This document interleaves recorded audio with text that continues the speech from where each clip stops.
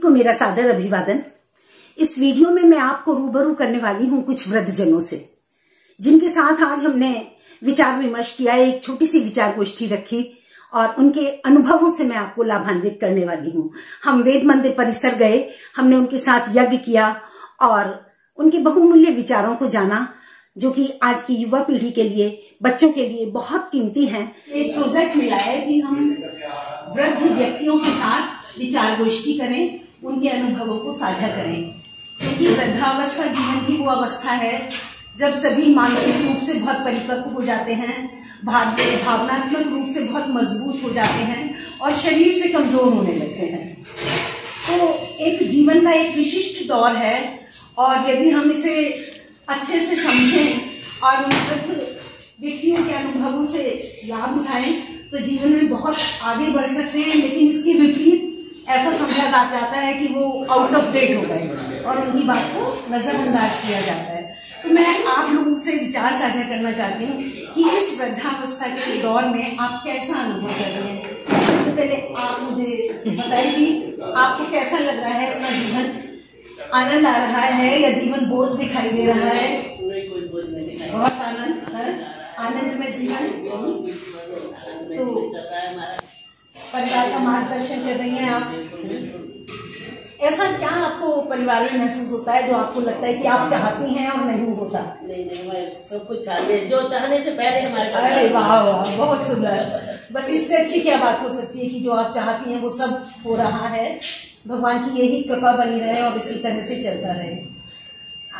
आपके बारे में थोड़ा सा जानूं, आप परिवार के साथ कैसा महसूस कर रही हैं? ठीक है, बहुत अच्छा चल रहा है, बहुत अच्छा चल रहा है। क्या संदेश आप आज के बच्चे ठीक है? अच्छा, वेरी गुड। क्या संदेश आप आज की पीढ़ी को देना चाहेंगे अपने जीवन के इतने तजुर्बों के बाद? आपके जो बाल सफेद हुए हैं तो उनसे आज की युवा पीढ़ी, आज के बच्चे, आज के नौजवान, उन्हें भी कुछ लाभ हो, तो क्या संदेश आप देना चाहेंगे?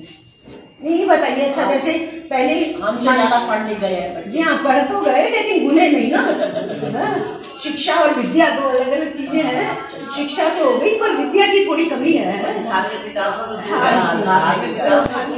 से दूर है और परिपक्वता का स्तर जो उनका होना चाहिए वो नहीं है। अच्छा, पहले कहा जाता था कि जल्दी सोएं जल्दी उठें, और आजकल देर से सोना और देर से उठना। तो जो सर्विस है आज के लिए, रात तो उनका दिन है और दिन जो उनकी रात है, तो ये थोड़ा गलत होगा। तो ये तो सर्विस के कारण, कारण वो धार्मिक विचारों में आते ही नहीं। अब वो जब जल्दी उठ नहीं रहे, ब्रह्म मुहूर्त में उठ नहीं रहे, उन वाइब्रेशन से वो जो समय उन्हें सब मिलनी चाहिए, जो ऊर्जा वो नहीं मिल रही, तो उससे उनका नुकसान हो रहा है।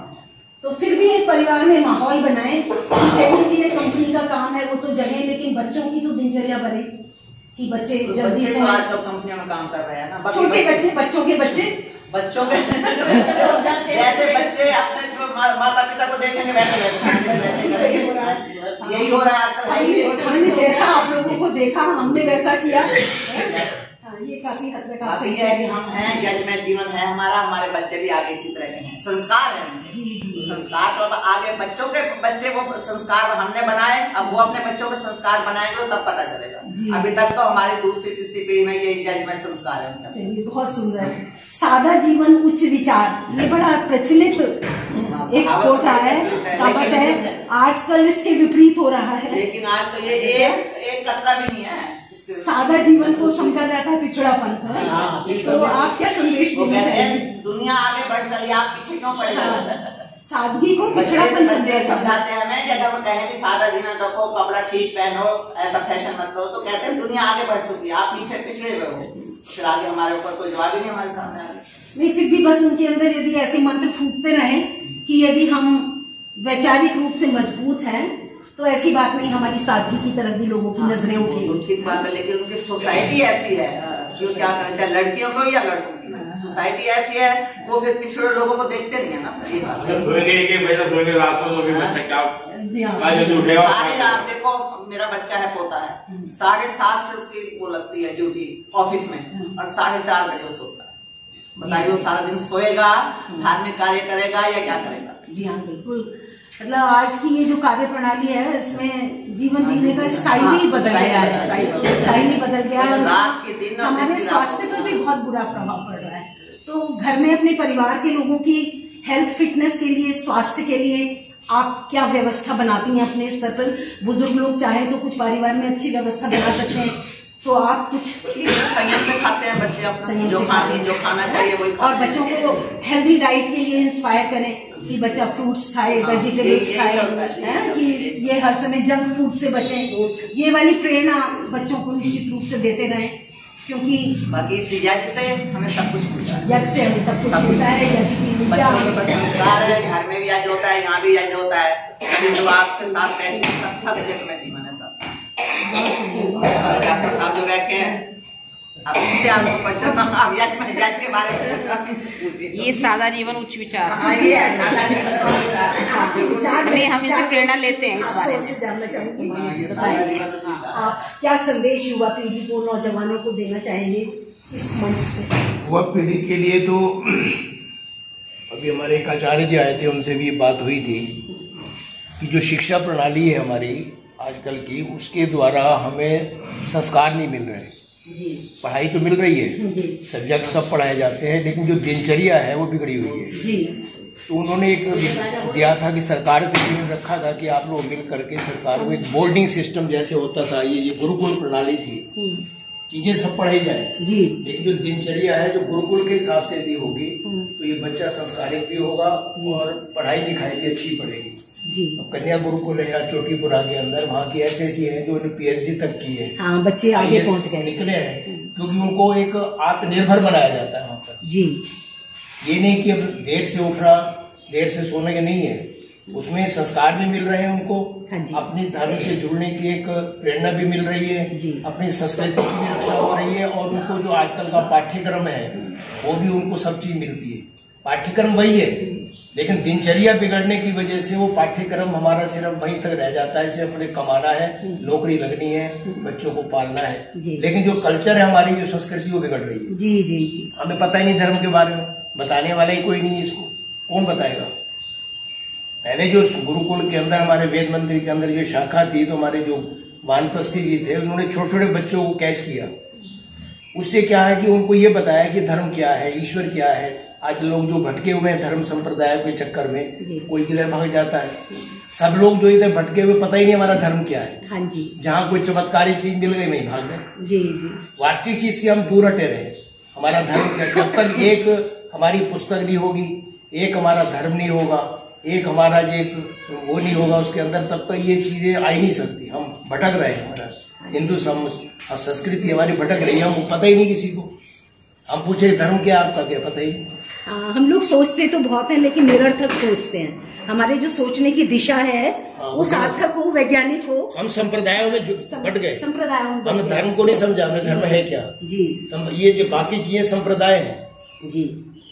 और एक मैं जो महसूस करती हूँ, देखिए सभी तो बच्चों को गुरुकुल नहीं पहुंचाया जा सकता, और सभी परिवारों की मानसिकता ऐसी नहीं है कि उन्हें गुरुकुल में रखकर पढ़ाया जाए। परिवार में रहकर कैसे बच्चों को संस्कार दिए जाएं, इस बारे में क्या होना चाहिए? थोड़ा सा इस पर प्रकाश। संस्कार तो जब होंगे बहन जी, जब उसकी पढ़ाई लिखाई यहाँ पर रहेगा, माता पिता के संपर्क में रहेगा, तो संस्कार दे पाएंगे जी। जब वो चीज उसके लिमिट से बाहर चला जाएगा, तो बाहर का जो वातावरण है आज का, ये जो युग चल रहा है इसमें, तो वो कहते हैं कि जो कुछ हम आपसे सीख के जा रहे हैं, हमें वहां पर कंपनी ऐसी नहीं मिलती जी। मुझे नहीं पता, मैं बीड़ी नहीं पीता, शराब नहीं पीता, नॉन वेज नहीं खाता, लेकिन वहां सारे मुझे साथी ऐसे मिलते हैं, तो मैं क्या करूं? नहीं करता है तो कहते हैं ये कंपनी से हमारा अलग, उसको एक सेपरेट रखने की कोशिश करते, कोई कोऑपरेट नहीं करते उसके साथ, कुछ नहीं करते वो। तो कह रहे उस समय क्या करूं? या तो उनके साथ नहीं मिलूं तो ठीक, नहीं तो ये अलग थलग करके वो एक कंपनी अलग डिवाइड कर देते हैं, भाई इसको एक तरफ रखो इसको। वो कह रहा उस समय मैं कैसे बचूं उस चीज के लिए? धीरे धीरे मुझे उस लाइन पे चलना पड़ता है कि ना चलो तो फिर दिक्कत है।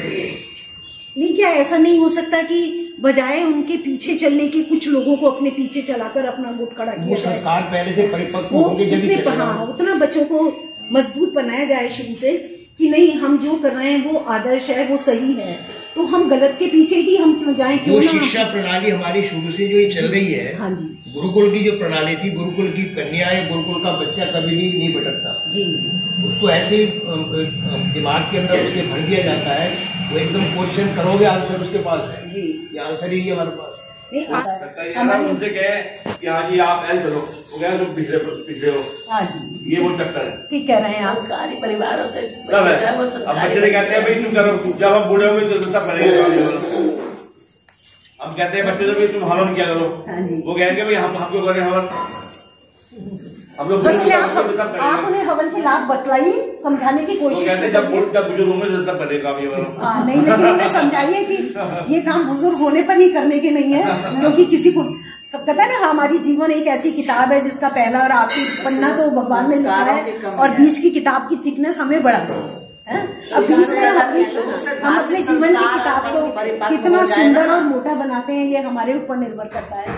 तो हम बच्चों को फिर भी संस्कार देने की निरंतर कोशिश तो करते हैं। विद्यालय में एक पाठ्यक्रम ऐसा होना चाहिए, 1 घंटा इसी का ही होना चाहिए, नैतिक शिक्षा का, जिससे वो समझे। अब यहाँ हमारे विद्यालय खोला था तो जब तक वानप्रस्थी रहे तो 1 घंटा वो देते थे बच्चों को, बताते थे, जज भी करते थे बच्चे, जज करता था क्या होता है धर्म संस्कार, ईश्वर क्या होता है, धर्म क्या होता है, हमारे शास्त्रों के बारे में बताया।